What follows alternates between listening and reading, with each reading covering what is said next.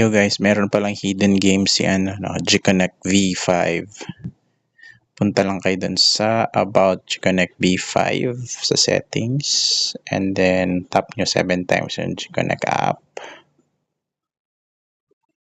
Ayan, tapos meron siyang game. Ayan. Kuha lang siya ng mga voucher. Para hindi siya mamatay. Kailangan, bawal kunin yung red. Ayan. Hanggat hindi naubos yung wifi signal niya, tuloy-tuloy lang.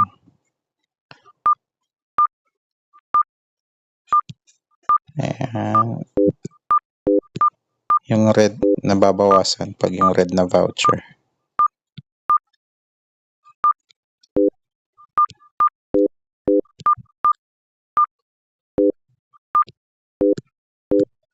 Ayun, game over. Yun lang. Okay.